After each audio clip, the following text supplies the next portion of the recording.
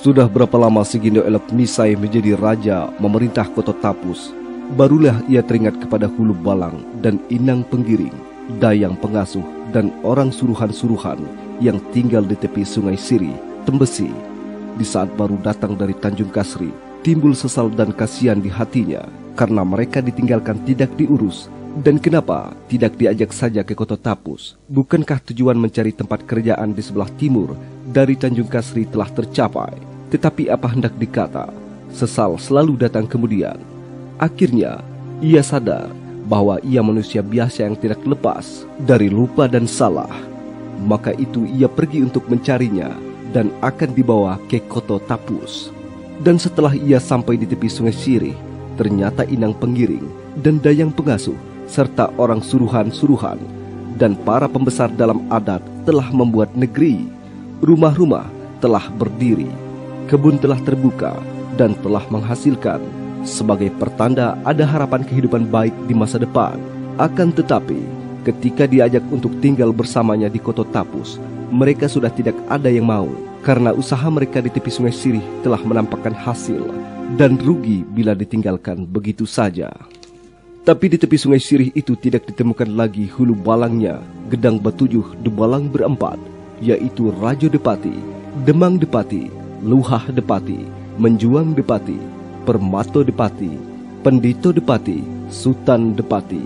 Mereka semua telah pergi jauh-jauh karena mereka merasa sedih ditinggalkan, dan sudah sekian lama tidak pernah ia datang menyeguknya. Karena sedih dan iba hatinya dan merasa sudah tidak diperlukan oleh Sigindo Elok Misai, mereka putuskan pergi untuk tidak kembali lagi. Begitulah cerita yang disampaikan oleh Inang Pengasuh kepada Sigindo Elok Misai. Maka itu Sigindo Elok Misai merasa bersalah dan diputuskannya untuk mencarinya dan untuk dibawa ke kota Tapus. Lalu ia pergi mencarinya menuruti jejak kunut dan bekas yang ada dari Hulu Balang tersebut.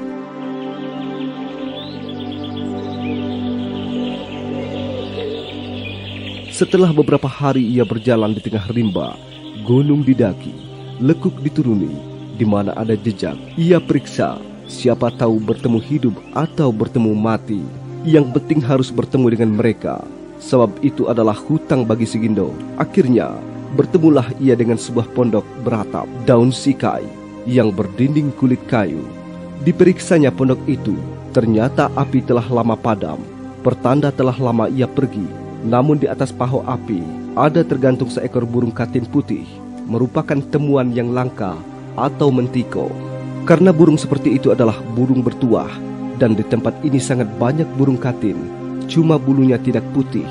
Pendek kata, di tempat ini merupakan kumpulan burung tersebut atau labuhan dari burung katin itu.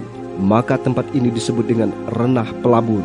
Tapi beberapa generasi berikutnya berubah menjadi Koto Renah. Namun demikian, mengertilah Sigindo bahwa burung itu sengaja ditinggalkan Hulu Balang untuk dirinya, sebagai tanda bahwa Hulu Balang itu masih teringat akan diri Sigindo. Kemudian pergi pulalah Sigindo dari pondok tersebut, mengikuti bekas jejak kunut dari Hulu Balang itu. Dan pada hari berikutnya, bertemulah Sigindo dengan sebuah pondok di tepi sebuah sungai. Lalu diperiksanya pondok itu.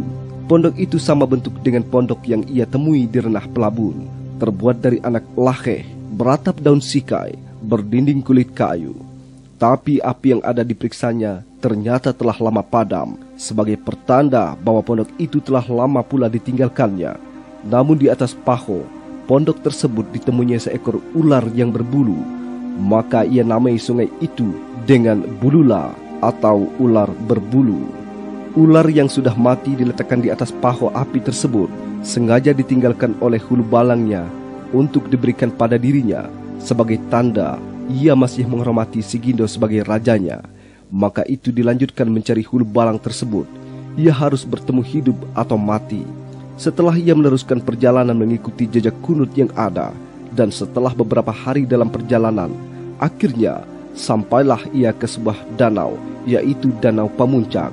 Belanda menyebut Danau Depati 4, dan di pinggir danau semuanya ada dan sedang sibuk mengerjakan pekerjaannya masing-masing.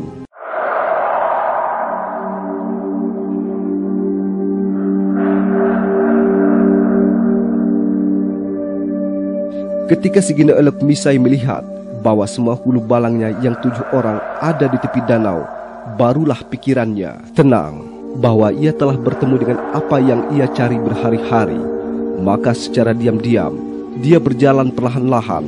Ia ingin tahu apa yang sedang dikerjakan para hulu balangnya saat itu.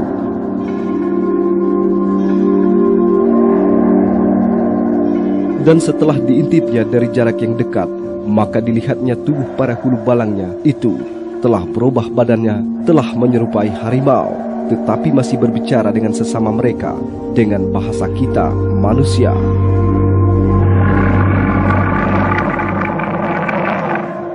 Dan setelah jarak dekat dengan hulu balang yang sedang sibuk dengan pekerjaannya masing-masing, maka Sigindo Elok Misai berkata dengan suara yang agak keras, "Oh, di sini rupanya kalian semua.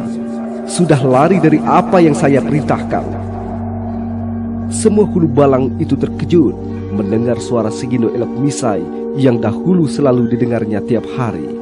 Mereka kaget sambil melihat ke arah Sigindo Elok Misai dengan muka pucat, tapi kaku semuanya karena seluruh badan para hulu balang itu mengeras seketika terkena sugesti senggering kesaktian Sigindo Elok Misai. Ada yang sedang menunjuk saja dan tidak bergerak. Ada yang bicara dengan mulut terbuka dan tidak bergerak lagi. Ada yang sedang mengangkat kaki hendak melangkah, lalu kaku tidak bergerak lagi. Pendek kata, semua tegang dan kaku dengan tingkah masing-masing, dan tidak ada yang bisa bicara atau bergerak sedikit pun. Melihat hal tersebut, maka Sigindo Elok Misai mendekati satu persatu, lalu dengan memanjatkan doa kepada Allah, diusapnya muka tiap-tiap orang dari hulu balang tersebut dan disuruhnya duduk. Maka barulah para hulu balang itu bisa bergerak dan berbicara seperti biasa. Setelah semuanya duduk di hadapan Sigindo Elok Misai, lalu mereka berbicara dan menceritakan segala hal ikhwal sepeninggal Sigindo pergi ke kaki bukit Tongkat. Lalu oleh Sigindo, mereka diajak pulang kembali ke Kota Tapus. Tetapi semua mereka berkata bahwa tidak mungkin lagi kami ini hidup sebagai manusia biasa, sebab badan kami telah berubah alam, di mana alam kami adalah alam harimau.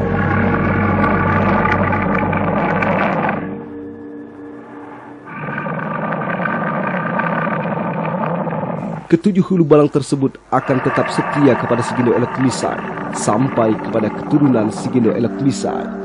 Oleh karena itu, mereka semua berjanji dan mengucapkan setih sumpah setia kepada Sigindo Elok Misai bahwa selama burung kutul putih dan selama burung gagak hitam, kami dihimbau cepat tiba, diseru cepat datang untuk membantu anak cucu Sigindo Elok Misai yang sesak sempit sepanjang teluk sepanjang rantau.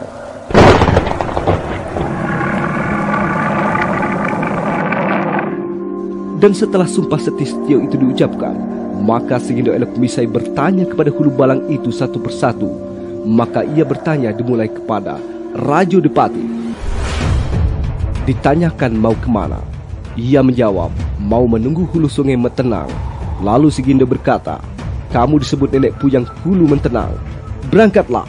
Maka ia melompat jadi harimau penunggu hulu sungai Metenang. Demang Depati ditanyakan mau kemana, ia menjawab mau menunggu hulu sungai Bantal.